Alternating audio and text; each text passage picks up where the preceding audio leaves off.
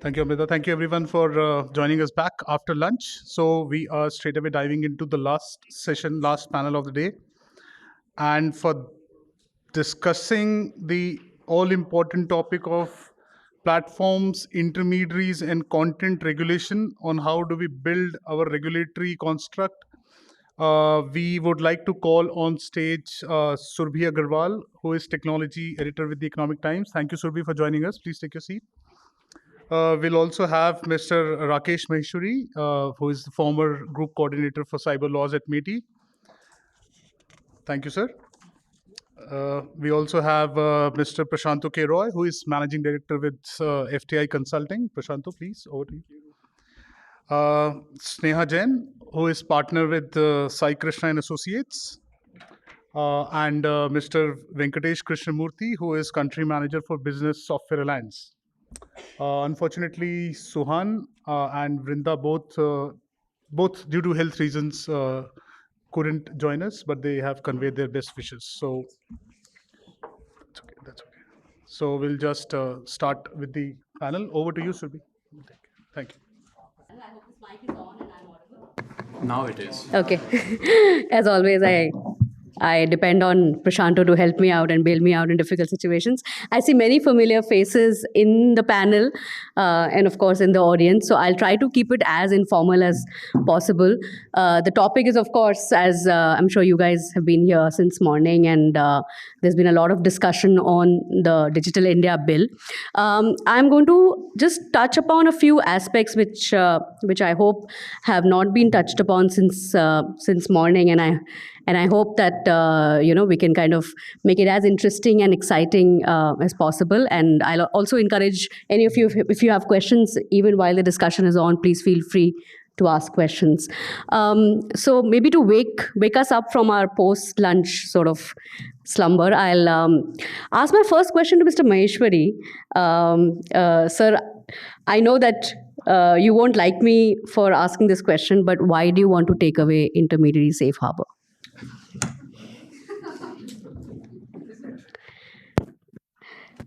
I'm still referring to you as why do you, because it's only recently that you have retired, and it feels as if you're still very much part of the government. So intermediaries do enjoy the safe harbor provisions, and they will continue to enjoy the safe harbor provisions, subject to the due diligence which is being conveyed and which is what is applicable to a particular kind of class of intermediary and size of intermediary. So as long as there is this due diligence being met, there is no question of withdrawal of the due diligence, withdrawal of the safe harbor provisions. However, the vice versa also applies, and that's it. Sir, if I could just follow up a little bit on that question, I think in the past couple of months, every time there's been a conversation, a new set of, rule making, it's always come to the point of either you comply or your safe harbor will be taken away. I guess that's like the new way of thinking. And when we talk about the Digital India bill, there's kind of, I think the new way of thinking is, do we even need the safe harbor? The fact is that, India being the world's largest data market, we still don't have a data protection bill. We are now thinking of revamping an act. Our IT Act is 23 years old. It doesn't have a mention of internet, doesn't have a mention of smartphones, right? So in this context, when now we are drafting a bill, a revamped version, when the world is sort of dealing with this whole dilemma of whether we should take away safe harbor, what kind of immunity the intermediaries should enjoy, I would like to understand from you, how should India deal with this? In fact, if I look at one of the recommendations which was made by the Joint Parliamentary Committee in the then Data Protection Bill 2019, the aim was very clear that wherever the responsibility can be fixed, the safe harbor provisions can be granted. So if the user identity is known, maybe not known to the world, but it's known to the platform, and therefore accountability of who is putting what, or who is hosting what, or who is transmitting whatever. The safe harbor provisions can remain, but if you continue to maintain a complete anonymity of the users, including to the platform, then of course the a different view needs to be taken. So, so per se, as of today, in any case, I mean, this was the discussions, and this was the recommendation which was made public. Of course, never materialized, but the intent is clear that the safe harbor provisions will continue to be there. However, a greater accountability because of the proportionate harm potential which any online platform has to be kept in mind and has to be followed. Right, right. So thank you for that clarification. If I could come to Venkatesh now. Venkatesh, like Maheshwari said, that the safe harbor will continue, but it has to come from, but a greater accountability has to come in. I guess at one point only one of the mics can be on. Okay, so from that context, what are your expectations from the Digital India Bill? How do you envision the role of intermediaries? How do you think that what kind of a role will fit in the current kind of a setup? And do you see any concerns there? Thanks, Surabhi. In terms of firstly, the exercise on Digital India Act itself is time. I mean, it's timely. The reason why I say that is, we all know that it's 20 years since we've been looking at these legislations. The last 2 years, industry has been having a challenge with a lot of individual pieces of legislation. So that's one of the challenges I wanted to highlight. So there are many such rules, and as corporates look into expanding their presence, almost all companies are looking at expanding their presence in India. So it's becoming a challenge. And so from that construct, looking at a new Digital India Act is the right step forward. So that's as far as the first view is concerned. Secondly, I'll touch upon this theme, then maybe come back to it. The companies that I represent, that I am aware of, are the cloud service providers. I mean, this is an area of a segmentation of intermediaries, if you could call it that, right? Intermediaries have different roles that they play in the digital medium. They offer different services. We've seen this issue sort of being already addressed by MeitY in rules in the last 1.5 years. So there are many such classification that has been brought up. What we expect as industry is to go to the source. The source is the IT Act, and in there itself address this classification of intermediaries. And if that framework can be brought about in a particular manner, say in the presentation that MOS had put up in Bangalore, it's already highlighted. So I think just to start off the discussion, this is the area that we are looking at to see how can such a classification be brought about. And for example, say if you have B2B companies or enterprise software companies, clearly the role and the responsibilities that they have is different. It's already coming out through, say, in other legislations like the DPDP bill. Even in the case of AI, you have a developer and a deployer. So these distinctions are becoming more and more clear, and in the digital medium, this is one of the areas which we would want to focus on. I'll keep it short and then come back to it. Yeah. Sure. So, Sneha, coming to you now, like Venkatesh said that the classification of intermediaries needs to be looked at. How do you see that reclassification? What framework do you think will work, and especially in these times? I completely agree with him that we need to identify the different roles that intermediaries are playing. You can't just club all of them under one bracket. That has been done and that has worked till now. But if, as Maheshwari sir was saying, we have to identify and fix responsibility, then that fixing of responsibility can happen only if the law understands the different role that an intermediary is playing. So, for example, a provision which was created when 79 came in to protect intermediaries like Yahoo when the MMS scandal happened, Right. was very good then, and it works.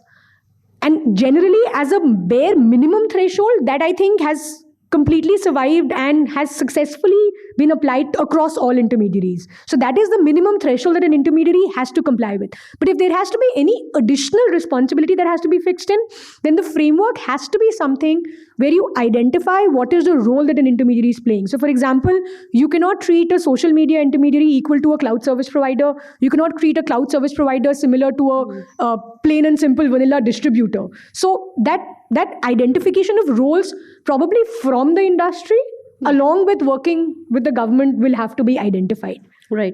That's very well said, Sneha. Prasanto, would you like to weigh in on that?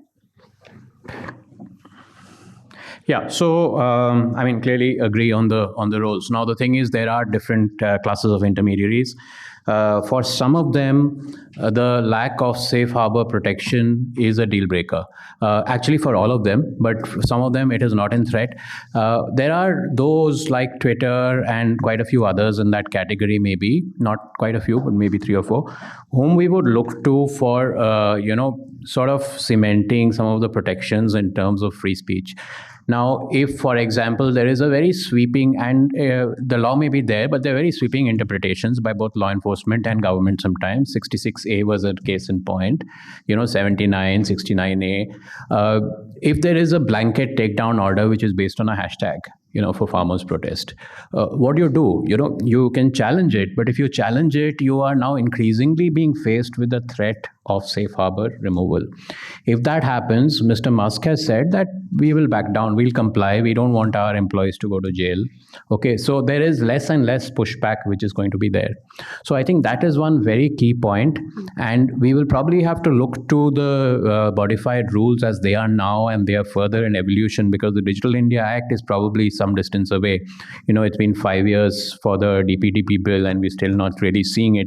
I hope it actually happens before the 2024 elections, but definitely the Digital India Act won't. And that's why I think we need to see where the gaps are in intermediary safe harbor, where I think it's a deal breaker. And there are a couple of other areas which I want to touch upon later, because this whole thing related to age gating, which we are taking up later, for example, is not covered anywhere. There are issues which are coming up from the Contract Act of 1872. DPDP bill is putting. So I'll touch upon that later. Let's come back to that. Yeah.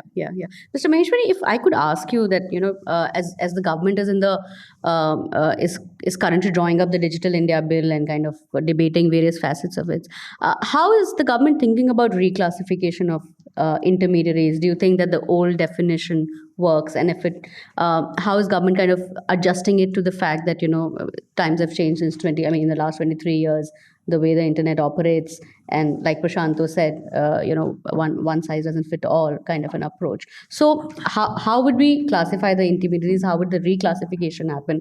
How does it fit in with the current times? Yeah. And also, to add to that, how do we make sure that it's relevant with the changing technology of the future? How do we don't make it so tight that there is no scope for future innovation? So one thing is there, everybody talks, when we used to talk about the Digital India Bill, Digital India Act, that the law should be made simple, the law should be flexible, the law should be future-proof. As far as this particular aspect of intermediaries classification and the due diligence is concerned, in fact, the existing IT Act is also a very classic case of it being flexible, it being simple, and it actually being more or less a future-proof also. So the point of innovation which you have said, it simply says, 1792C simply says that based on the kind of intermediary that you have, the government can define the additional due diligence as applicable.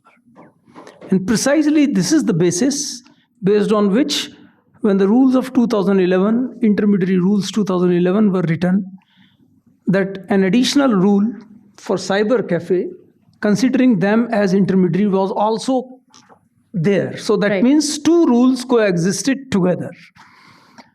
The fact remains, as has been pointed out, Mr. Venkatesh also, that the cloud service providers, for example, cannot be treated at par with social media, and I completely agree. Search engines also is the case. So is the case maybe with the ISP, so is the case maybe with online e-marketplace, so is the case maybe ad tech platforms.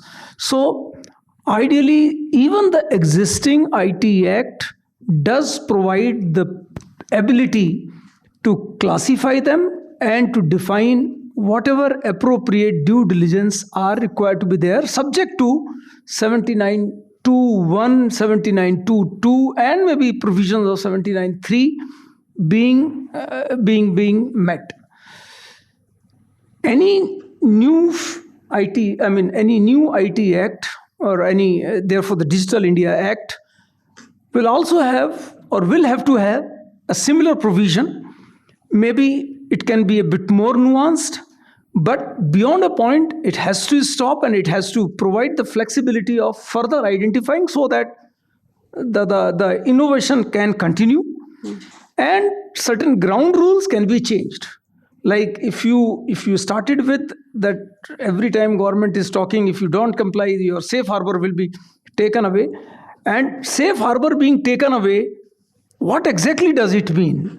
So today, if I look at maybe the Rule 7 of the IT Intermediary Rules, IT Intermediary Guidelines and Digital Media Ethics Code does mention that whichever extent law has been violated, that particular violation will become effective. Now, that particular violation can actually be criminal one or can be a financial one. So the liability today is of different nature, and particularly if it becomes a criminal one, can be business oriented. To that an extent, yes, the act needs to be modified, and therefore any new development in this area should take into account the kind of liability that we want to fix. But beyond that, the due diligence and classification and ability to create more and more classes should continue to be there. Right. I'll just take a pause here and open it up for any kind of questions. Can I? Yeah, please identify yourself and please make your question a little concise. Thank you, ma'am. My name is Archit. I'm from Center for Communication Governance. We look at technology, law, and policy issues. My question is, if in case of India, if intermediary liability is to be determined case-to-case basis when you go to the court vis-a-vis the unlawful content, how do you actually impose those additional obligations in effect? Because till now we have seen zero implementation in terms of purely if tomorrow a platform decides not to publish a transparency report, how do you actually take them to court? You have to first prove that there's a user-generated content which was unlawful, still hosted after actual knowledge. So don't you think linking safe harbor protection with these obligations is in fact an enforcement problem, and positive obligations, the way DSA conceptualizes classification and positive obligations, is a better way to go forward? Sure. Is that question directed at someone? To the panel. Okay, sure. Mr. Maheshwari, would you like to take that? Yeah, so your point is completely valid, because the liabilities can be different depending upon the type of content, and which should maybe, while the principle can be true, but in many cases, there should be some way of defining the liability, at least left to right, some limits being defined. It has to be there, and precisely for that reason, maybe the provisions have not been adequately used or misused. In the original scheme of things, the way, particularly with respect to the significant social media platforms, the way things were defined was that there will be 3-tier kind of an approach: a chief compliance officer or a compliance officer, a nodal contact person, and a grievance officer. So grievance officer is supposed to be interacting with the public, with the users at large. The nodal contact person is supposed to be dealing with the law enforcement agencies and the government. And the compliance officer is actually supposed to have the overview kind of, the overarching kind of knowledge of what the compliance are. in the morning sessions also, there were points that maybe, though it is the rule do mention that the information must be provided in 72 hours, or maybe blocking must happen. I mean, if the government gives a notice under 3(1)(d) within 36 hours, what if it doesn't happen? Can we, in each case, for example, withdraw, or should the government withdraw? Will it be really possible to withdraw the safe harbor? The scheme of things, the way it was designed, was that, see, these are repetitive things. In an intermediary, I mean, whichever intermediary it is, kind of unlawful activities which will happen or which may happen on their platform will be repetitive. So in spite of the best practices, there will always be 1 or 2 cases, or maybe 1 or 2% or 5%, 10% cases where maybe you could not meet the timelines, or you could not really provide the information, or you could not really block the information, or whatever was supposed to be expected could not be done. Precisely for this reason, and particularly for the significant social media platform where the risk is perceived to be higher, where the number of users are supposed to be much, much higher, that the compliance officer role were carved out so that at this macro level, the compliance can be assured.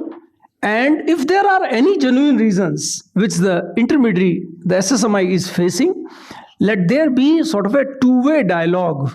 And the rules very categorically mention that while the chief compliance officer continues to be responsible, no responsibility can be fixed without taking his or her views and the reason for non-compliance. So opportunity has to be given. So that means at macro level, the reasons of why the compliance is happening, or why compliance is not happening, or why compliance is inadequate has to be understood. And the aim of having the chief compliance officer here in India was to see that there is a significant improvement in that, not that for each non-compliance I try to invoke the and try to take away the safe harbor provisions. Sure. Please add. It's all right. Yeah. So I think the other one interesting mention was of the transparency report, and transparency report should be, in the framework mandated, allowed, and should, encourage. Basically, it should discourage the use of things like national security provisions, etc., which disallow the reporting of those takedown requests or any details thereof. Okay, there have been significant number of situations there. The only other point I'd like to add is that even where safe harbor has not been taken away, but in a regime where there is a constant sort of a threat, there's a presumption of dilution of safe harbor by law enforcement, and so therefore, in a complaint, somebody is offended by a saffron in something, or a cow picture or whatever, files a complaint, names Twitter as a party or Facebook as a party. Delhi police just goes ahead to or any police goes ahead to that person's employee's house late at night or whatever. Okay, so there is a presumption that, safe harbor doesn't really exist. Okay, so we've been, I think, seeing that increasingly, which makes it actually challenging for these platforms to work here, because they are concerned about that. And that's also a reason why there's so much churn in Twitter well before Elon Musk took over. Right. I think that's a very valid point, and I guess recently Mr. Musk also said that I would rather comply with the laws in India rather than have my employees go to jail. I don't know whether he actually meant it, because the man is known for not following the law himself. But anyway, I guess Rahul, can we go that side, please? Yes, please go ahead. Yeah. Okay. Hi, I'm Pranav. I work for Internet Society. It's a global nonprofit. I agreed with Mr. Maheshwari on aspects of safe harbor, that it shouldn't always be a criminal liability. But I was also thinking that in terms of gradation, since there are challenges in responding to complaints, why isn't there a gradation here that for national security it should be swift response, while issues around trademarks can have a larger time period, and if there is non-compliance, in that case, have some monetary repercussions for that. We haven't worked on the gradation of importance of the information request from law enforcement, because if we treat every packet as an emergency packet, no packet is an emergency packet. Right. Anyone in particular you want that question to be answered? Open to the panel. Sure. Sneha, Venki? I think a bit of the gradation is already provided in the Digital Media Ethics Code, with some categories having been identified as already leading to harm which is so emergent that you have to act within 36 hours or 24 hours. So I think that understanding of gradation is already there. The concern that I think from an intermediary perspective that comes is that, is it actually that, like, is the complaint actually catering to national security harm, and therefore is it a genuine national security harm or not? I can tell you that the industry has received a lot of complaints which seem to be quoting national security, but are actually from a local police officer, local station house officer claiming national security. So there are, I think the Digital Media Ethics Code has appropriately provided for gradation right now. Now, as and when we move forward, depending upon what the on-ground situation reveals, I think further gradations the law has provided already, and I agree with Maheshwari sir here. There is enough flexibility available to further grade if need comes up. I don't know if it has come up yet. I feel that there's still some more leveling to be done for the need to come up, but that gradation I feel is already there. Right. Venkatesh, would you like to add to that? Not really. I'll come back to this question maybe. Sure. Any other questions? Yeah, there was somebody here, I think. Yeah, the lady, please. Good afternoon. I'm Shruti from the Dialogue. My question was with respect to, like, we've been hearing that there is going to be an internet regulator that will be constituted, something like the TRAI. Also, as we saw in the presentation on the Digital India Bill's consultation that the government organized, so there were discussions on a lot of different aspects like penalties and compensation in cases of data breaches or tackling competition issues. So I just wanted to understand, there are two parts to my question. First is how the internet regulator, which is supposed to be constituted, would be working with other sectoral regulators. What sort of mechanisms will be in place to ensure greater inter-sector ministerial coordination between different bodies? And secondly, given that the CDCL committee is working on a bill for regulating digital competition, the data protection bill is in works. So how these different laws will be working together with the Digital India Bill? Sure. Mr. Maheshwari? So we are also waiting for the same. Simple. See, the fact remains, I also completely agree, one, with the point that there has to be, or there should be, some sort of a cyber regulator kind of body, so that there is institutionalization. Particularly, there are two types. One is about contravention, the other is about crime.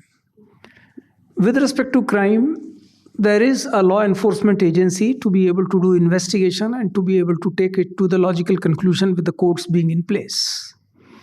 But with respect to the civil crimes, so civil contraventions, ideally there is no regulator as of today other than the adjudicator piece, and we do not really have the investigation capabilities.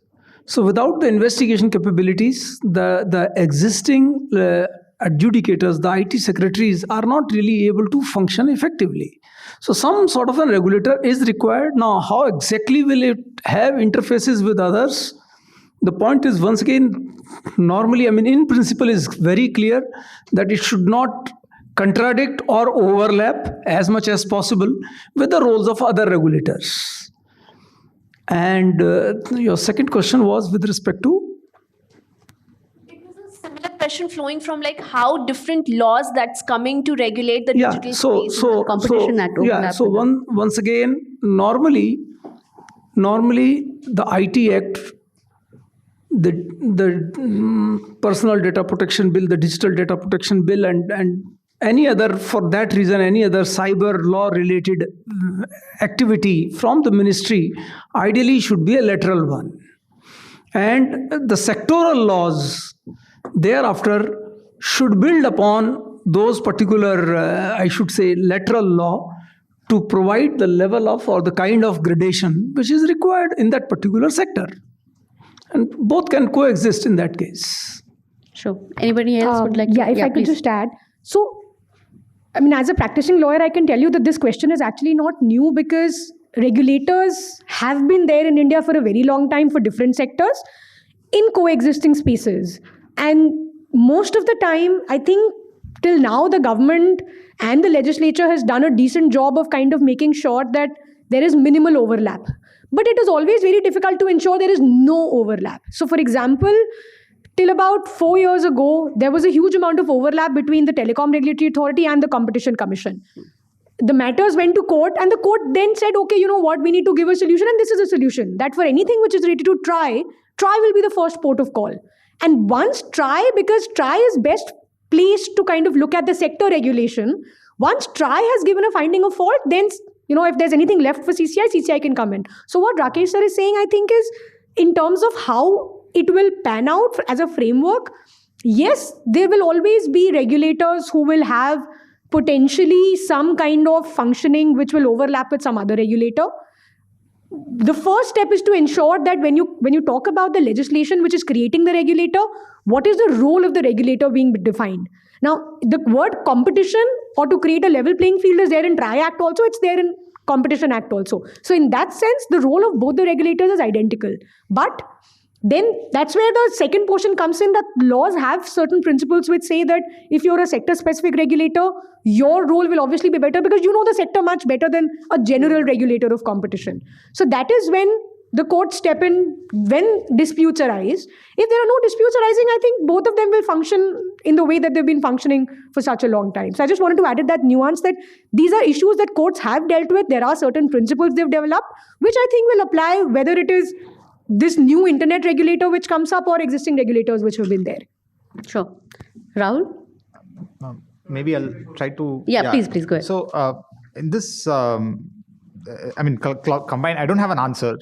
Regulators talking to each other, that's a good joke, but tongue in cheek. But this issue is already coming up for our industry, right?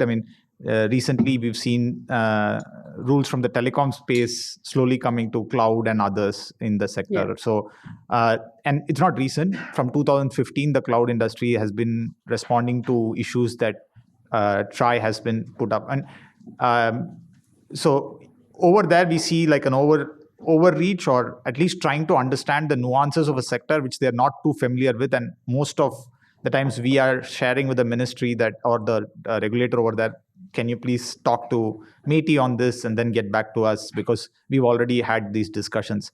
So I think one of the first challenges is this interregulatory mechanism. This question came up even during the Bangalore consultation. I like the way the Minister of State tried to address it. He said, first, we don't have a regulator for the DPDP bill, right? So that's very clear. There is no regulator involved over there. So in that sense, the road is clear for a regulator to come up for MeitY, right? So I think that is the first understanding. So that means that there is space, so the regulator can come up and then maybe slowly carve out issues that they want to deal with. So I think that was one. And different regulators, the DPDP bill, the bills also, the DPDP bill also deals with this issue where it says that this bill will supersede some of the other sectoral issues. But there is a nuance in that as well, right? So if it's the financial sector and RBI has already come out with some guidelines, then we have to sort of carefully weigh when committee of laws of sort will come about, right? That's kind of the situation. This is again a new area, I feel, like where we are having to deal with sectoral regulations already, and there is a superarching regulation that comes at the top. So now, would there be communication between the sectoral regulator and the central body? How would they go about? Because new laws have to be rewritten as and when they come up. So in both these cases, I think more like as we go, things will come up. Maybe the courts will decide, maybe ministry and the regulatory body will come up and have to decide, because they are coming up in every jurisdiction. We are seeing that in the US as well. FTC is trying to look at certain areas, but they are not fully equipped to deal with issues on those areas. So privacy, for example, they came up with a different goal in mind. So repurposing of regulatory bodies is also like something that we are looking at. Sure. I guess that's a very interesting point, and we can come back to it in terms of how there's a lot of overlap between different laws, be it the Telecom Act or I guess DPDP and the Digital India Act, the Competition Act. But before that, let me take Rahul's question. He's getting very impatient. So thank you, Surabhi. So just a point on what Venkatesh mentioned. So for example, if we take case of Europe now, we see the competition regulators and the data protection regulators collaborating in terms of deciding penalties for the organizations. And I think as we move ahead, as space get more convergent, you will see more and more of collaborations happening. But I really wanted to ask a question on a more fundamental level that since the enactment of the IT Act, we have used intermediary as a category to try and regulate organizations, because intermediary could be either their main functions or one of their secondary functions. Do we in the Digital India Act need to rethink on the way we want to classify the organizations, whether platform or publishing is their main function, or intermediary or being an intermediary is the main function, and then try and devise rule accordingly? Or shall we continue with the way of using intermediary as a fulcrum to regulate all the entities? Yes, sir. So that's my question. So to both Mr. Maheshwari and Sneha. Which way do you think should be the approach? It should be based on the main function of what it's providing. If it is the main function So is acting as service based. Yes. So that sounds. No, that's also my view. Luckily, we are converging. I have a different view, so let me come in as the devil's advocate here. I don't think we need to go and look at organizational level categorization as an intermediary. That's not actually how 79 is structured. And that is where I find the beauty in the flexibility of 79 that I talked about, and that everybody, I think at least, in my view, that's where the flexibility comes in. An intermediary role always has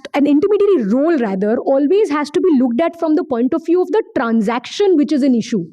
So for example, I could be an intermediary for the purpose of providing a particular content on my platform. So there's a user-generated content which I am making available on the platform, and therefore I'm an intermediary for that particular role. But if I am creating my own advertisements where I'm making available my own content, then I'm not an intermediary. Or let us say I am providing a service where somebody is paying me to advertise, then for the purposes of that payment, I'm not an intermediary. But the content of the advertisement, I become an intermediary because I'm not deciding the content at all. Now, if we actually go and look at it, to me, it's identical to what we have in a traditional world. A postman is an intermediary for the purposes of giving you the letter that has come to you. But he may not be an intermediary for the purposes of the bank account that you open with the post office. You have post office bank accounts where the post office works as a bank or a saving system. So, and this is across there in every other model. A courier company may be an intermediary for the purposes of content of the courier that is going. But they may not be an intermediary if they actually don't deliver the product itself. In that situation, they cannot take a defense that I'm an intermediary, I have no obligation, so please don't come after me. And, I will not be liable if I don't even deliver your product. So, and this is where 79 uses the word transaction. Everything it talks about transmission, it says when you talk about 79.2, it clearly envisages two roles. One, if you are an intermediary at an organizational level, where 79.2A comes in, that you're providing a platform where you're just having two people interact. 79.2B comes in if you are doing something more than just providing a platform, which is where the transmission comes into play. So in my view, an intermediary is not somebody that you have to categorize at an organizational level. And I've always found there could be some situations, like for example, we were talking about earlier how there could be some additional due diligences based on the type of role that is a primary function of a particular intermediary. So you can have certain additional due diligence obligations on a significant social media intermediary or a social media intermediary. You can have certain different types of obligations on a cloud service or on an e-commerce marketplace or an online search engine. But that harm will always have to be tested, in my view, on the basis of the transmission, on the transaction, which is the impugned transaction in that situation. So we cannot have a, just at an organizational level, you're an intermediary, because honestly, organizations don't work that way in the real world anymore. And that's where, we'll have to be conscious. Courts will have to, legislators, courts, governments will have to be careful in terms of drafting the laws and implementing the laws. And that's where I think the beauty of the flexibility of 79 exists.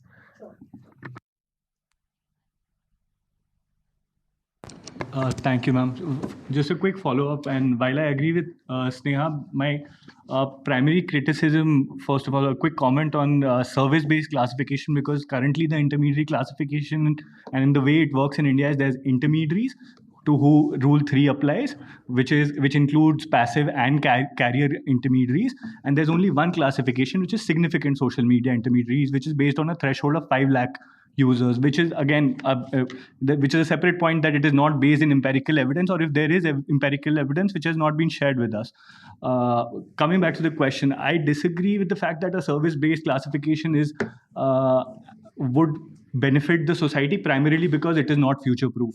The way we have defined social media intermediaries is that they enable interaction between two users, and that is a cross-cutting functionality between multiple types of services now, which is a huge problem, right? Because if you impose all those obligations on intermediaries, which say might be cloud services, which we don't interact with unlawful data so much, but hosting service providers which provide additional functionalities are the problem, right? So coming back to my question, why shouldn't we have a DSA type or a EU directive type technical functionality based intermediary rather than a service based intermediary, which is simple: caching, conduit, hosting services, and VLOPs, and very large search engines.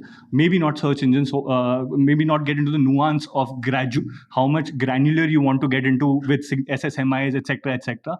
Why don't we have a simple technical functionality based intermediary classification rather than go into SSMIs, which is enabling interaction between users, which a Teams chat function enables right now, or a WhatsApp story enables right now, right? So that's just my question as to why we are using service-based classification at all.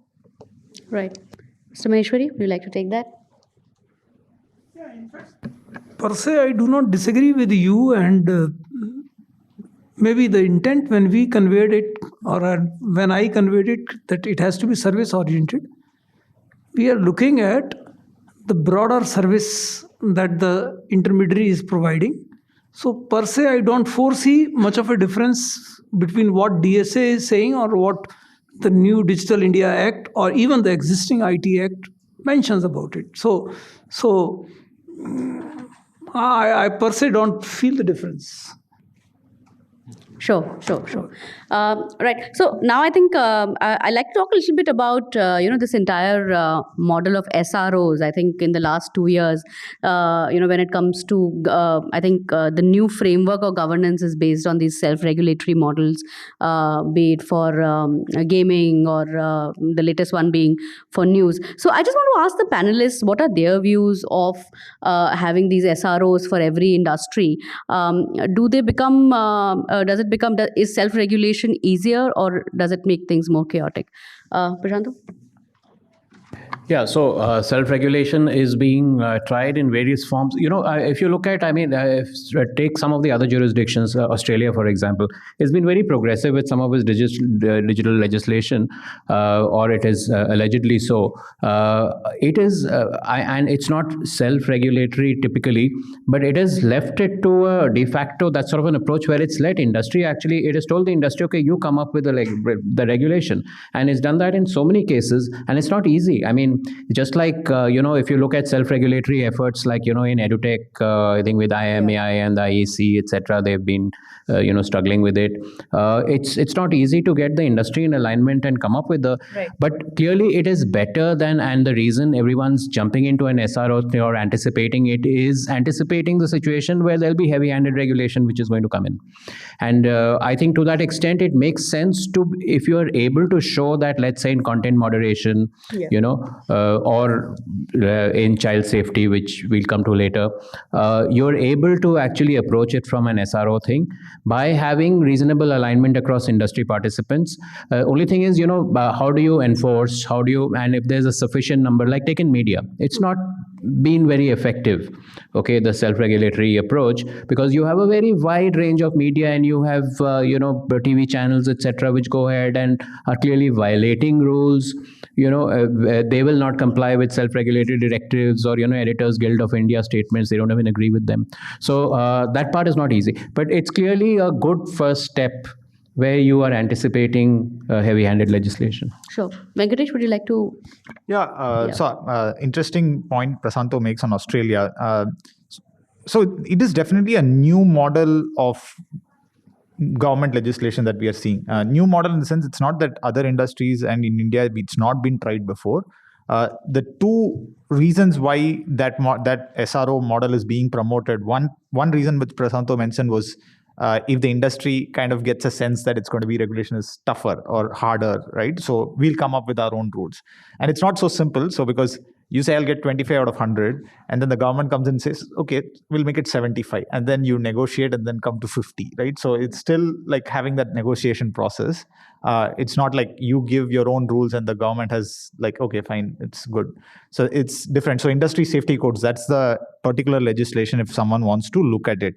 So the second reason is technology is definitely moving much faster than regulations can keep pace with. And so the government believes that, hey, all of you, for you to make sure that trust in the digital medium is safeguarded, it's your responsibility to come up with rules. So government is clearly saying that we are not able to keep pace or understand how to go about these things. So you go ahead, tell us what to do, right? So I think that is interesting for me, which is the government's clearly looking at companies to take a leadership role, which is slightly different from the, sort of that barrier of trust is like, was not there before. But today, the government clearly realizes that if the tech companies do not come up with these solutions, it'll be tough for us to go about something like that. So those are the two aspects. So which makes SRO as something, its time has come that you have to come up with these kind of models where the government co-ops people from the industry or figures out a way to do this collaboration.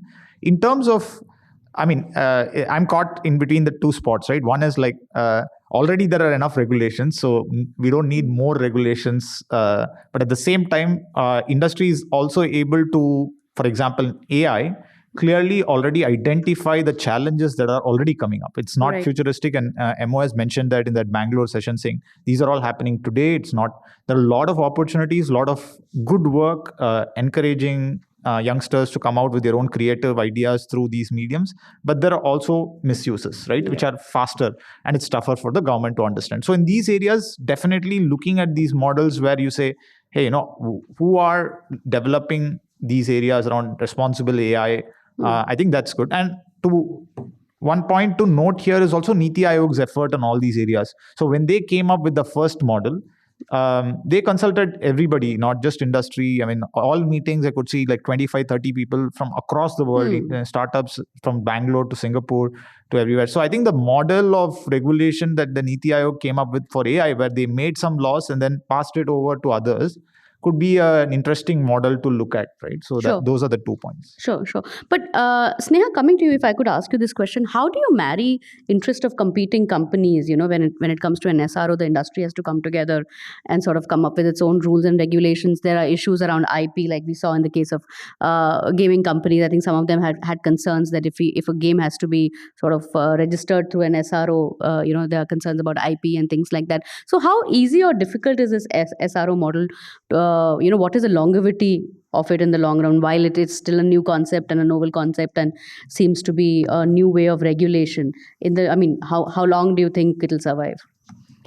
I think SRO model is here to stay, because if we're looking at it in the long term, that is the model which will ensure the industry is able to safeguard itself from very, very intrusive or scope creep regulations.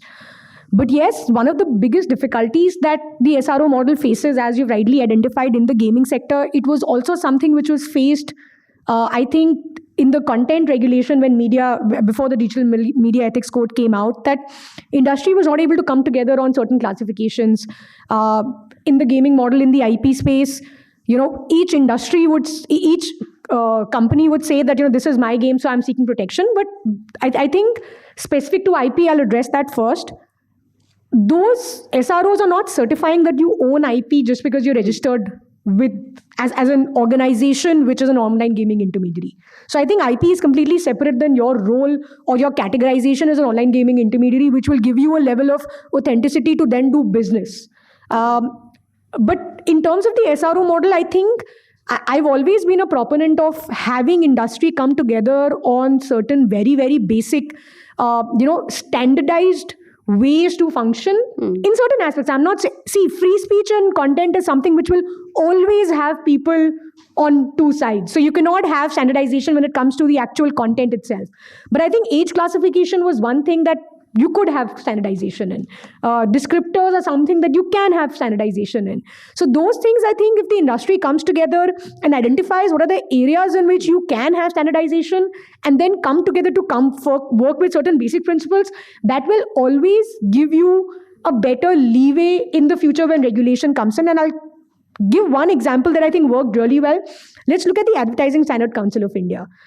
I know, again, there will be two views on this, but I think till now, the basic guidelines that ASCI has come out with have at least helped a bit to kind of ensure you avoid misleading advertisements, you avoid unfair trade practices. There is decent jurisprudence that has developed through cases where, because ASCI was taken to court on comparative advertising issues. And now when the Consumer Protection Act did an amendment to rehaul the law in 2019, the industry was already compliant majorly. So I think the benefit of an SRO is going to be that the industry will already be compliant when the law comes in. We cannot have no law. I don't think any government will agree to that. But we can have minimal changes to the functioning of a company when the law comes in. And that is what an SRO prepares you for. So that's the view that I have on this issue. Sure. Mr. Maheshwari, would you like to come in and weigh a little bit on, do you think that SROs are a way of government sort of, while putting the industry at the front, trying to micromanage things? Views have been conveyed. Views have already been conveyed. So we can move to the next question. Sure. Any questions from the audience? Yes, please. Hi, my name is Nishchal. I'm actually have a slightly different view about SRO, because if you look at the TRAI has we have a lot of notification come from the government. There is a penalty has been imposed on UCC message and everything like that stuff. So TRAI has set up it's kind of SRO only. Like if you number is registered in D&D, if you get you're still getting marketing messages. So the thing is, as per TRAI old SRO model is you go and complain to the same service provider who's sending you messages. So SRO is another way of sandbox regulation. We're self-regulated and everything. Who is take the responsibility and accountability if they don't follow? And they are not set up by, it might be in a partnership of central government or state government. But I think with SRO, I don't see it's going to work. And also it's delayed the process. Like suppose I'm not happy with the service and I want to take a legal action or something. So I think it's also delayed the process of, adding one more route before reaching for the legal or whatever it is. Yeah. Okay, I don't have a specific, I hear what you're saying. I just wanted to add that, it depends quite a bit on also the homogeneity of the kind of issues a particular industry is facing. When I was in NASSCOM, I was dealing with two broad councils, which operated sort of like, SRO, or at least in trying to frame common things and take them into policy. The internet and e-commerce side of it, okay, that was very difficult to align. And we've seen this in FDI legislations and so on, that you have very clear, distinct lobbies. You've got multinationals in the fray. You've got the Confederation of Indian Traders. Then you've got Reliance and a few others, and you have very, very different approaches. On the other hand, if you look at say NASSCOM's broad original constituency, the TCS and the entire IT services thing, they have been strongly aligned. okay, on the bunch of things. And I think that's shown up in also their success and so on. But many of their issues are kind of common and they're competing externally. But in India, on HR, on things like when COVID happened and the lockdown things, the DOT regulations, etc., there was an amazing amount of alignment. And that worked brilliantly, whether you call that SRO or you call that, agreeing on the set of legislations to, and if the government is faced with an industry which is aligned in, is asking for the same set of things, they will not have a reason to resist it. Yeah. But I guess a major factor there is that the industry is, I guess, mature. And I think we are dealing with multiple large corporations and not with a bunch of, startups which are still trying to find their feet. So I guess that's a major distinction there. But coming back to you, Prasanto, I think one of the major concerns with the new data protection bill is the age gating, which you briefly mentioned. So I guess the age has been set as 18, and many social media companies are concerned about that, especially other internet companies like edtech companies also will have a huge impact. So could you talk a little bit about what that means and how should the industry wants to go about that? Yeah, I think this is also, stepping back a little in terms of the Digital India Act, I think it's very clear that it is quite far away. Okay, so we have to look at the issues which are already there or are emerging in legislations like DPDP, which hopefully should be in place in the next 6 months, 1 year, whatever. So there we are seeing this problem, which is very clearly there that, once again, like a lot of Indian law, and I guess it's coming from contract law or whatever, 18 and below is children, it's child with no agency, no consent. All consent has to be explicit consent of the parent. That we are seeing is a huge challenge with a lot of technical, digital services, gaming, edutech, or even things like Windows, Office, etc., which are heavily used by students. And we've seen the entire pandemic, the enormous consumption of all kinds of services via technology.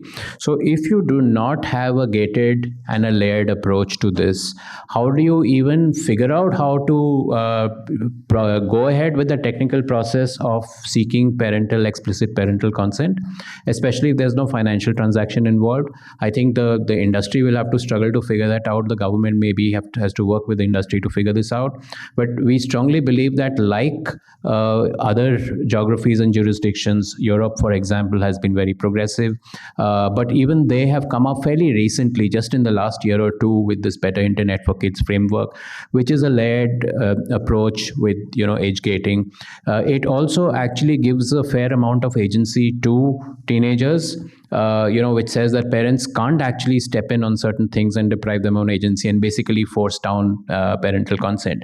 So that is a very significant area, and one can dive deeper, but I think just a quick summary where it's an area that we've been working in, and we believe it must be taken up now, because well before, and we understand that the Digital India Act is actually getting into it in some depth. But like I'm saying, with that quite a distance away, DPDP is the first time it's sort of explicitly mentioning that in a line or two. And we are going to find a lot of challenges for not just gaming, edtech, and so on, but a lot of tech companies, including companies which say that, hey, we are not actually selling products to children, we are selling products to everybody.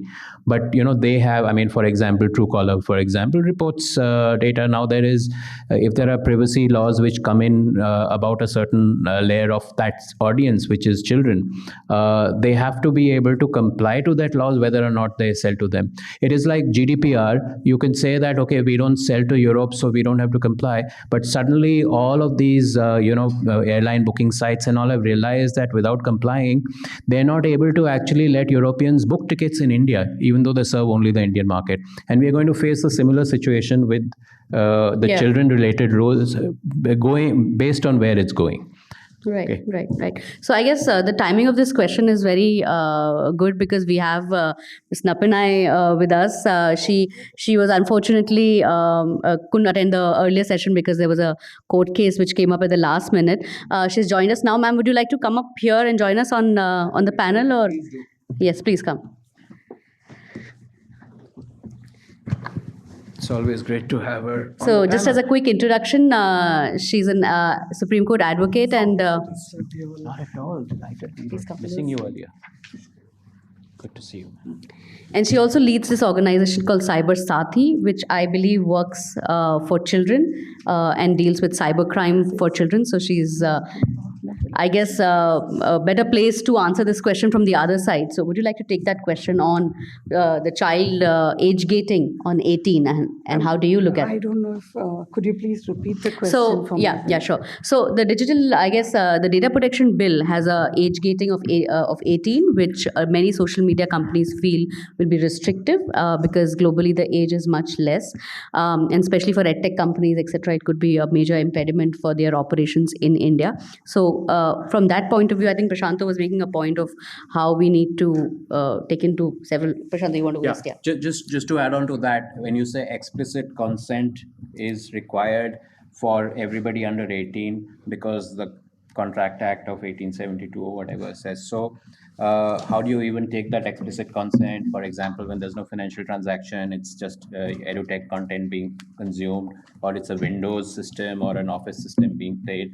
Okay, multiple jurisdictions have approached that differently, but they are layering, they are gating, they are looking at agency being given at least to teenagers who are in the 16 to 18 or 14 to 18 or whatever. So that's the question really. Yes. And Digital India Act is supposed to go into it in a lot of detail. Absolutely. When it they comes have 5 years specifically later. mentioned that. I think the actual sutradhar of that addition is right here. But nevertheless, let me attempt an answer in terms of the legalities. Good afternoon, everybody, and apologies that I could not join earlier. But then work takes priority always. And by the way, our work always comes in the last minute only when we are counsel. So we get briefed the previous day. So to jump in right away, because this age gating issue has too many layers.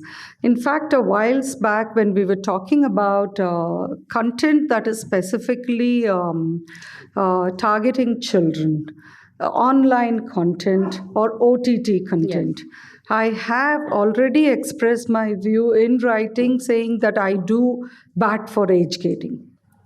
Because there are two ways you can go about it.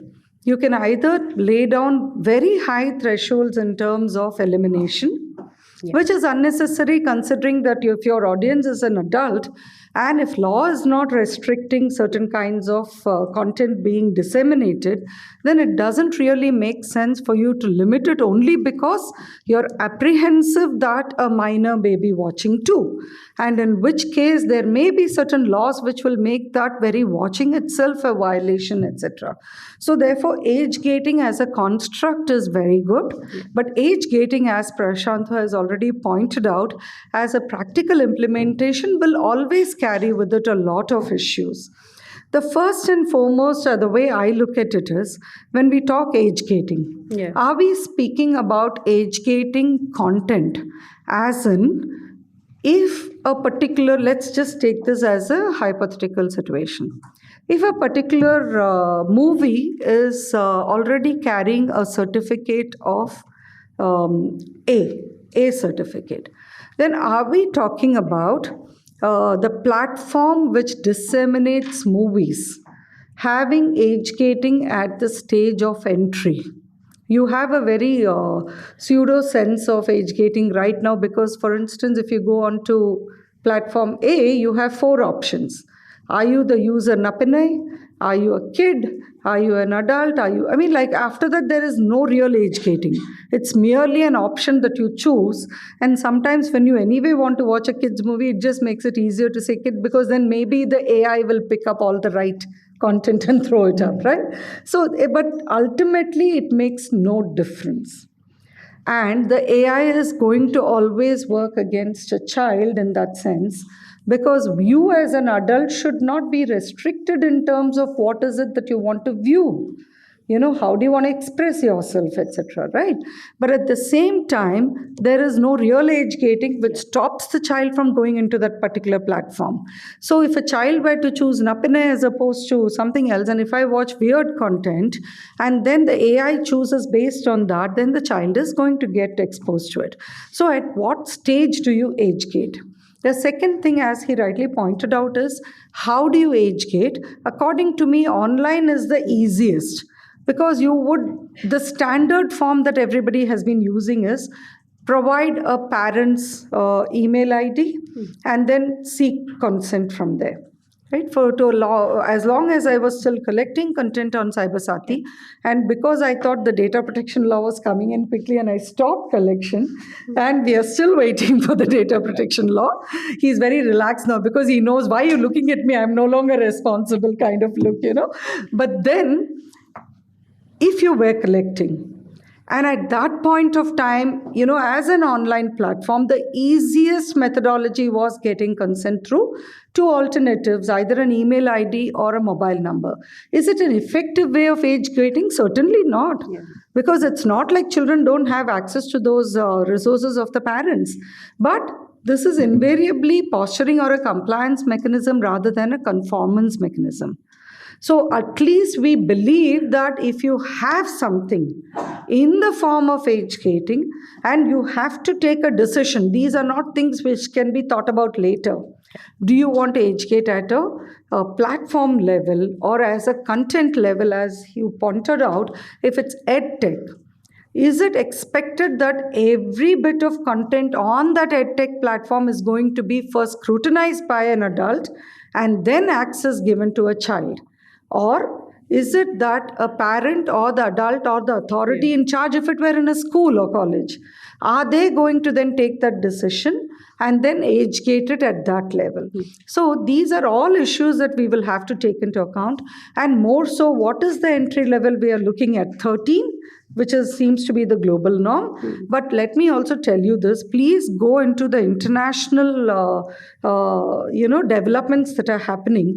Every new law that's coming in multiple jurisdictions, even proposed soft laws are now have started talking about 18. Yeah. So it's not like only India is speaking 18. But if we could harmonize that, I think it will actually help us a lot better even when we talk about age gating. Sorry for the long answer. No, sure. I can just have a 30-second addition to that. The reverse also is a problem where you have, for example, you're forcing explicit or you're asking for explicit consent. You've got kids who are maybe from poorer backgrounds. Their parents are not educated. They're not literate. The kids have figured out computers and they're, okay. How do they get that explicit consent? The parent, what does the parent even want to give that consent without understanding what it is? I will put it the other way around also, invariably. For instance, during COVID time, what we saw was the underprivileged were using the parents' smart mobiles for attending classes. Absolutely. So they already have access to the devices. Yeah.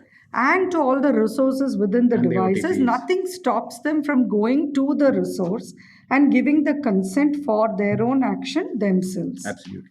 Sure. Yeah, right. So I guess that's a very interesting topic, and I want to just add my own question, on that. And I guess it's something very close to my heart, and I guess we should be delving a lot more on this particular issue, which is of cybercrime. And cybercrime is getting more and more sophisticated. So I want to ask you, Mr. Maheshwari, that with the Digital India Bill, what kind of framework are we planning? Are we kind of including in that to make sure that obviously there can't be 100% solution, but how do we try and combat cybercrime, especially state-sponsored crime to a large extent?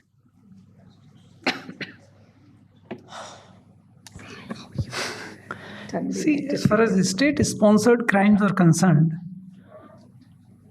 there is already, if it relates to cybersecurity, there is already a computer emergency response team. Is it enough? As an institution, yes, it is. Now, whether, because it works on the civil side, and then there is, there are organizations on the defense side also. So from a legal perspective, once again, not from an institution perspective, but from a legal perspective, it's good enough.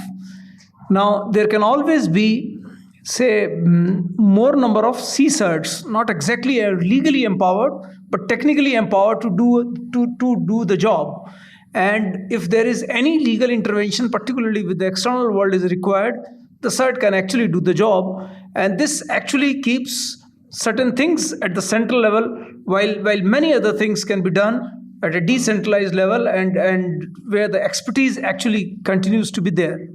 Now, with respect to the other crimes, once again, in the cyber world, I do believe the definitions need to be the same.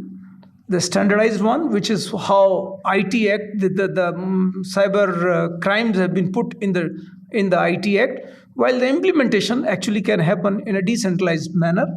But for certain activities, because many a time the crimes does happen across the borders, so there has to be either a immediate sort of a coordination of the law enforcement agencies across the states, or maybe for certain type of crimes, pan India or across states kind of a body which can tackle such crimes. Otherwise, the problem will continue. Sure. Coming to Venkatesh now. Venkatesh, I think you briefly mentioned that how in the last 2 years there have been a lot of laws, right? Piecemeal laws that have come up. How big is a challenge of over-compliance, of too much of compliance with these laws? And like Prasanto was saying, I guess the Digital India Act is still a mirage. By the time we have that, it's expected that we'll have a few more laws in the meantime. So how big of a compliance burden it is for companies? So one, is it a compliance burden? Yes. I mean, more than anything, trying to understand whether it's applicable for us or not is becoming a bigger challenge, right? Every law is created in a catch-all way because of the framework that exists in the IT Act. And so the question most of the time is it applicable to us? And that's the first. I remember there was this conversation that Try was hosting where 98% of the room said, sir, it's not applicable for us. Like, it was crazy. Then it's like only 2 people in the room it was applicable for, and 98% it was not applicable. So that is a concern, which is it applicable? So it creates this uncertainty, and it's not just in one area. Of course, DIA is just one of the 7 or 8 moving pieces of legislation that every sort of big digital company or small digital company needs to track. E-commerce, across ministries, there are 7 to 8 key pieces of legislation. So in every case, it's like, is it applicable or not? For example, let's take certain. I mean, that's fresh on my mind, right? As soon as the certain legislation came out of reporting within so many hours, companies, most of them global companies, whether it's in India or in Brussels or US or Singapore, all the companies are global. The first thing that every company now had to do was try to understand and put up an entire backend at work where they say, okay, if we have to respond and report something in 6 hours, how can we then triangulate all the incidents? What are the various sort of algorithms that we have to tweak? So if it is 6 hours for the government, then actually internally it'll be 2 hours, right? So they'll change it in such a way. Then they go through a review process, should we flag it, etc. So every time something unpredictable comes up, it then creates a flurry. Even today, I'll be very honest, companies are still trying to grapple, what should we be doing in this case, right? How can we report all the incidents within 6 hours? And that's kind of the challenge that is there. So unpredictability, uncertainty increases. And then sometimes when we have informal conversations with the government, we understand this is what that intention was, right? So that whole process then goes through this discussion, which explained to us, okay, what was the intention behind it? And this is when the issue came up saying, we are not able to solve some of these issues because of these piecemeal legislations, and we are trying to also work on the Digital India Act. I think that kind of dialogue is helpful for us. Sure. Can I just add yes, please, one point to that?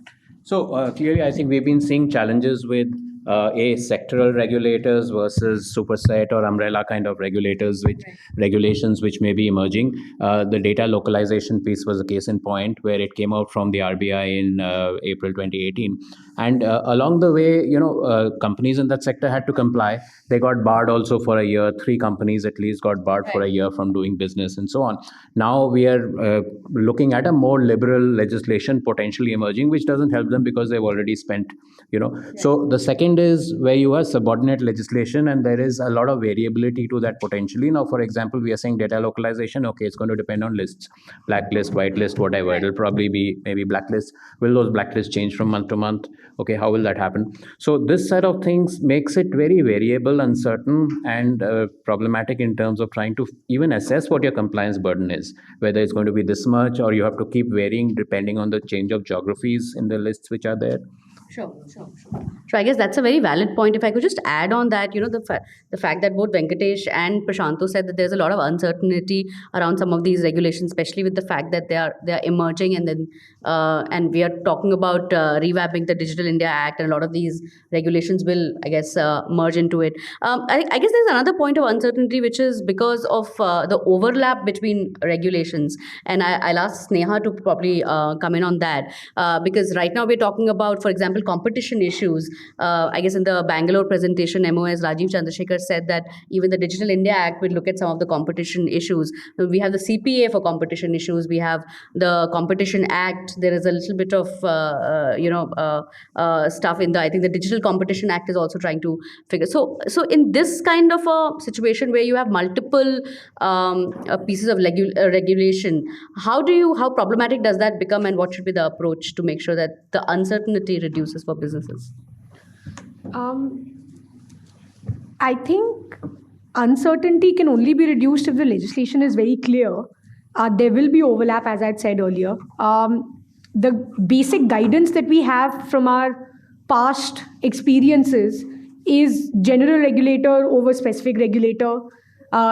It's not like there is a competition regulator for every sector.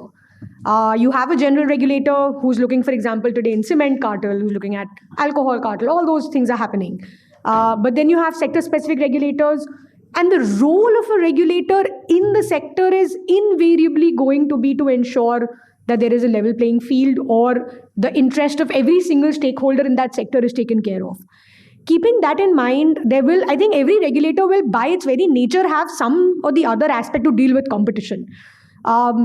The guidance that we have right now is, okay, that sector-specific regulator will deal with that particular sector's issues which are within its powers. Everything else goes to the general regulator after the sector-specific regulator has come out. But I think the concern that I'm looking at is, in terms of a compliance burden, one, will it become an entry barrier? Because today we're looking at investment in digital space mostly through startups.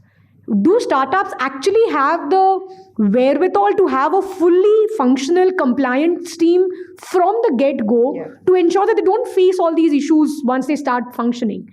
And also, yes, that aspect of general competition always talks about, appreciable adverse effect on competition.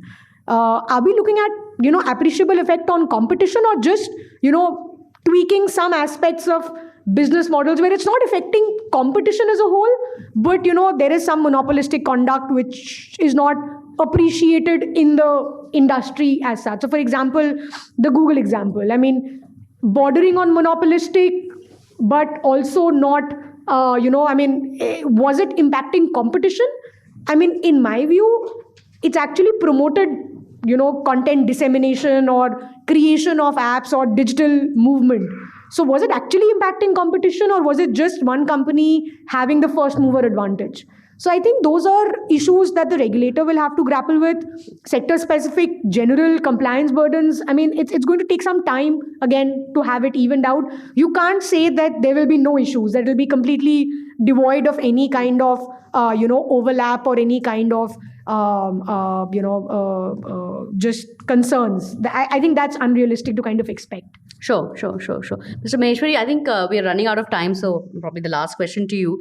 How do you look at content moderation? I guess that's a very topical and probably the most controversial topic right now, with this entire proposal of having a fact check unit to check, to sort of validate news and things like that. And of course, there is a standing issue of misinformation, and how do you check fact check and control misinformation on social media platforms. So in the Digital India Bill, what are the possible provisions for that? How is the government thinking about it?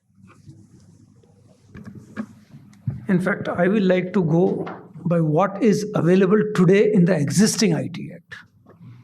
And thereafter, inferences can be drawn as to what is the right model which can go in the new Digital India Bill. So today we have only 2 provisions, in fact, total 3 provisions allowing for some sort of content, particularly when it comes to the government. One, of course, if it relates to cybersecurity issue, certain is all empowered with respect to seeking information, with respect to directing blocking action or anything. The other relates to Section 69A, which is primarily relatable to national security or your relationship with foreign countries or maybe public order of the highest level. And the third is when it comes to any other illegality on the internet. And that's where the intermediary rules come into the picture. And Rule 3.1D empowers an appropriate government or its authorized agency to report to the concerned platform as to what is considered to be unlawful and why it is considered to be unlawful. Now, with respect to the user side, there is a Rule 3.1b. Of course, user can always approach the government and thereafter the government route follows. But if you directly want to approach, depending upon, once again, the content, different routes are available.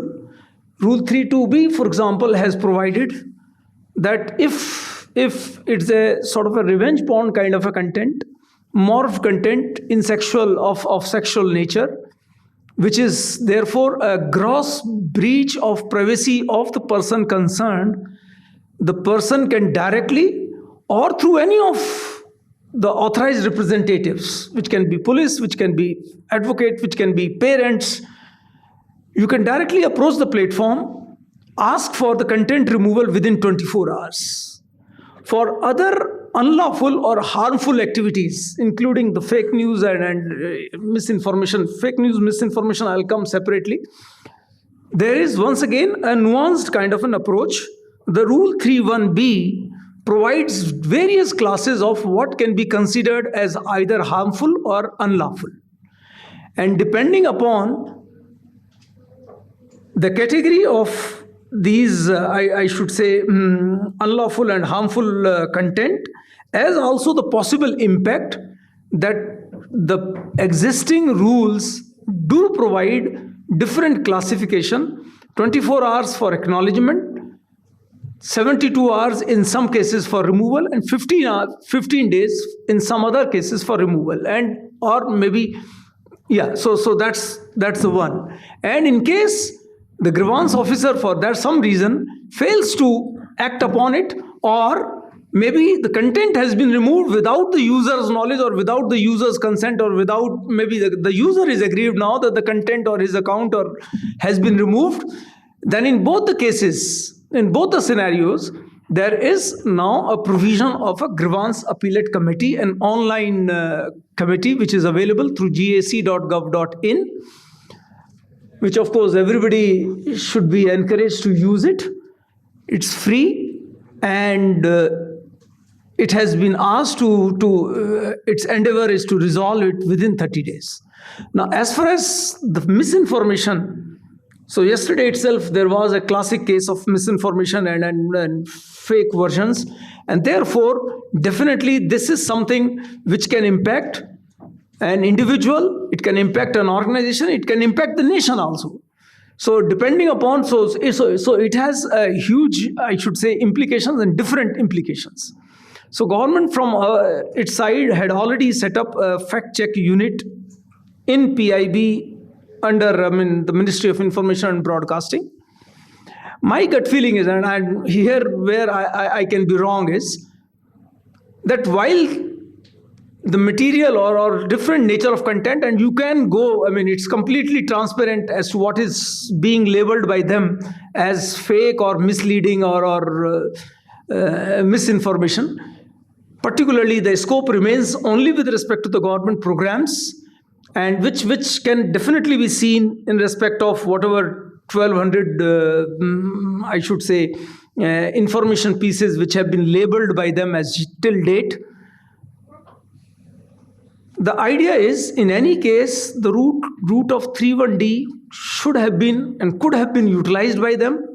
I do not know why there was a need for introduction or addition of 3.1B5 in the rule. But simultaneously, I do feel that if a piece of information has been labeled as fake by the fact check unit, it's not necessary that it's the responsibility of PIB or fact check unit only to approach the platform or maybe to ask for its removal or to ask for its labeling. The user should also be empowered. So if PIB has already fact checked, has already declared some piece of information to be fake or misinformation or disinformation, and if the same piece of information is available on some other platform or continues to be available on the same platform wherever it has been reported by the PIB fact-checking unit, the user should also be empowered to be able to reach out to the concerned intermediary platform. And by the way, it's not publishing platform. It's an intermediary platform, wherein the user should also be able to ask for removal of such misinformation piece. And that was the intent, and that's how the whole rule has been amended. And I hope that reasonably answers the apprehensions that media particularly has got. Sure. Anybody would like to add anything? Yeah, please go ahead. Are you sure? You're just asking me to open Pandora's box here. I'll try to keep it as short as possible. I'm only going to address the last bit of what Mr. Maheshwari added about how the users are also empowered.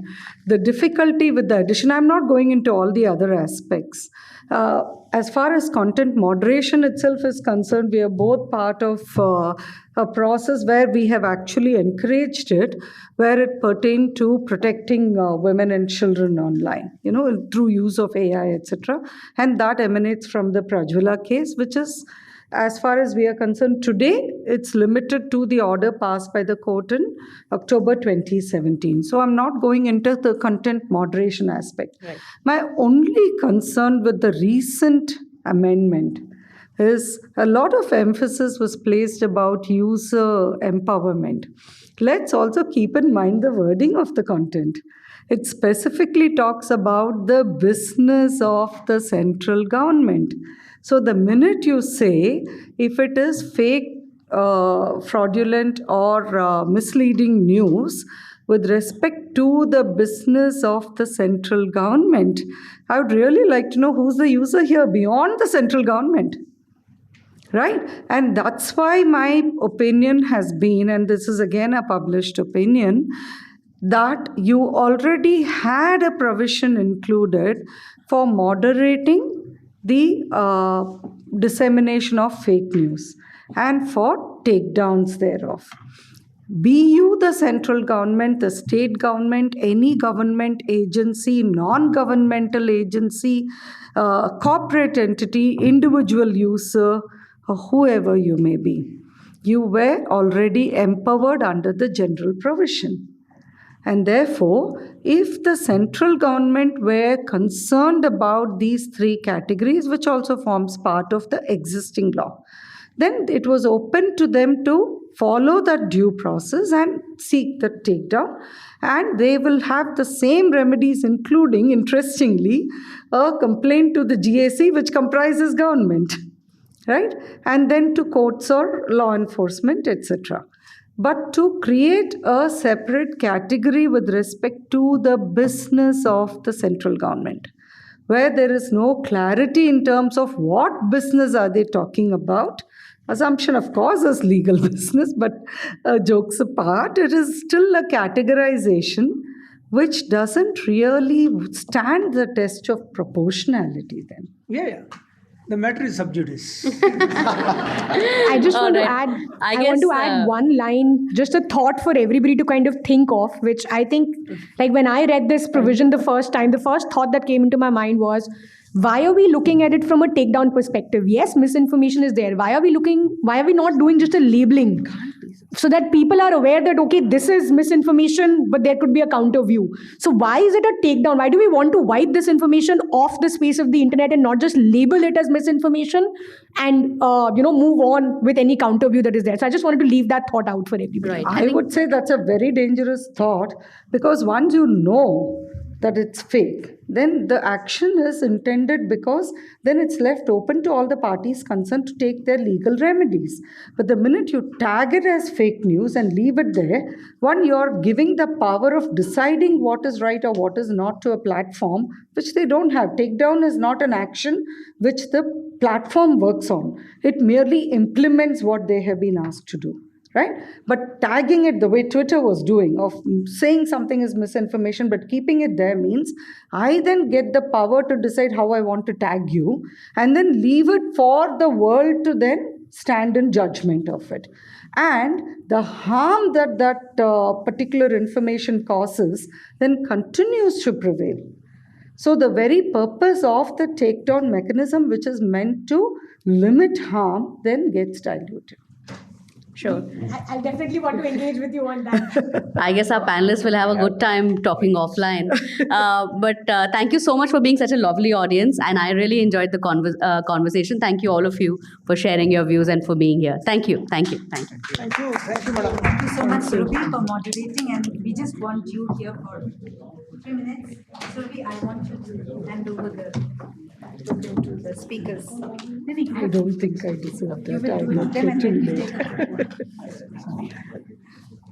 Mr. Maheshwari. Thank you.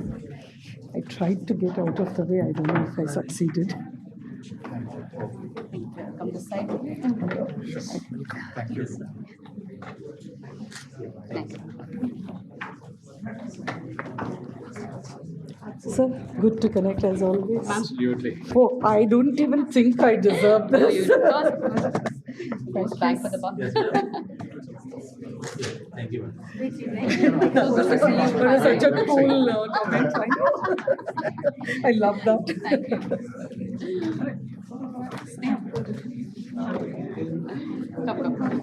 Ladies first. Thank you. Yeah, thank you. It's so funny. Every Prasanto always gets tagged as Prasanto Da. Prasanto Da. Oh, Prasanto Da. Like, you know. Thank you.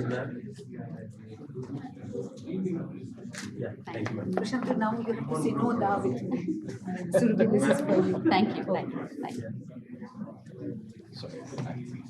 That's okay. You can photo box. Thank you. Thank you. एक group photo. Surabhi, come. Oh, sorry. आ